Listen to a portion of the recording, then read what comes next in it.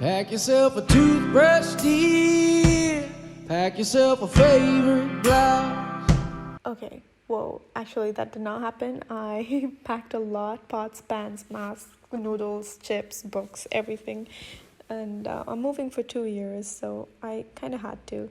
And since it was my last day, my mom made me the tastiest biryani ever, and she also made me bindi. I'm so thankful for you, Mom. It was so good. It's an odd combination, but since it was my last day, she made me both. And then I said bye to my fishes, Joe and Bob. I despise them. I hate them so much because they ate my other fishes, but I said bye to them anyway. And I said bye to my room. I made so many memories here, and I was a bit nervous before leaving. Anyway, we drove to the airport. It's like 2 minutes away from my house. It's literally in my backyard. Me and my parents, we decided not to hug because they both are working, but what the heck, they're my birth givers. We went in for a hug anyway. And yeah, I'm gonna miss them so much. I've spent so much time with them recently, and I'm just gonna really miss them. This shot was a bit difficult to take. I'm gonna make you watch this shot, even though it's a terrible one. And before getting on the flight, I always think of the worst case scenario, like what if this flight? What if I? So I reactivated my Instagram just in case, to leave that like last piece of me alive. And yeah, I decided not to watch any movies in the flight, and I saw this auntie watching some Korean movie, and she skipped all the romantic parts, any remotely romantic parts, because her grown-ass sons were sitting next to her.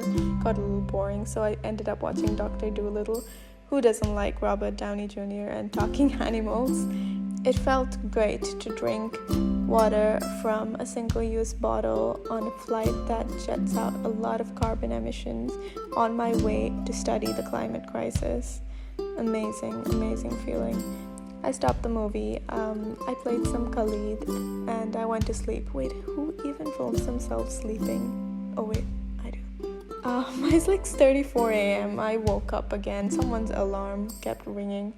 And I'd also decided not to use any of the washrooms, but I got my period like right before my flight, so I had to use every COVID hotspot out there. I was about to land in Amsterdam, and I was rethinking the whole reactivation of my Instagram. I was like, oh darn it, I should have just let it be. Anyway, I landed and I saw the most beautiful sunrise I had seen in a long time. That's because I wake up at 11 a.m. or 12 a.m. or even 1 p.m. That's probably why I haven't seen a sunrise in a while. And it's so beautiful. This wasn't even my gate. I just came and sat here, and there was this other guy who also came and sat here, even though it wasn't his gate. So we ended up talking for like 2 hours to 3 hours, and it was so nice. He was a skydiver, and before he left, he told me this. Always keep loving, singing and dancing, because that fulfills your heart and your soul. Do not stop. Oh, thank you so much. Bye. After he left, I boarded my flight again and flew above clouds and through clouds. It was so beautiful, and landed in the city that I'm going to be living in. And it didn't feel real. It was feeling all so strange, and I didn't feel like my body was there or my mind was there. I just felt like it was all a dream.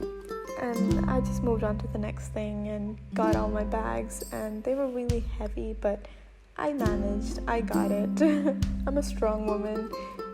And also, there were like works of students from the university that I'm studying in, from my course, on display there, and that made me so happy. Like, I was just one step closer to my dream, and that's my dirty bag right there. And that made me so happy to see.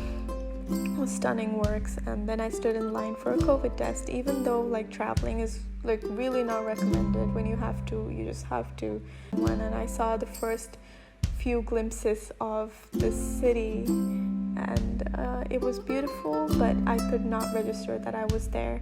I finally reached my room and took off my jacket and just sat in bed, and I was feeling kind of out of it. Like, I didn't know what I had to do next. Like, do I get food or do I unpack, or like, I don't even know how to use public transport here, and it's also new. But I just stood up and twirled around and I was okay, you know, I was okay.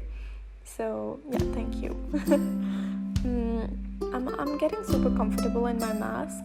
Like, I think this confidence to show myself comes from me wearing that mask. So I don't want to get too comfortable, so let me just go ahead and take that off.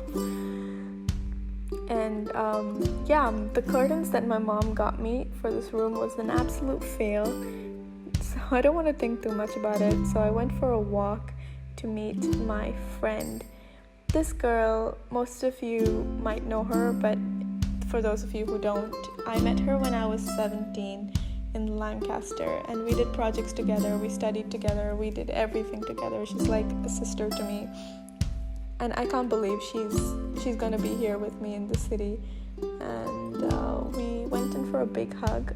By the way, I got tested, just to remind you. And then we went for dinner, and look at her, she's so beautiful. And yeah, I think that's it, and I'm feeling good. Hopefully everything goes well. Thank you for watching if you made it this far. And this was on moving to Finland.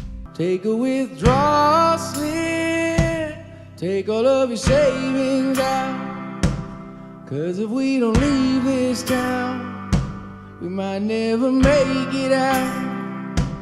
And I was not born to drown. Baby, come on.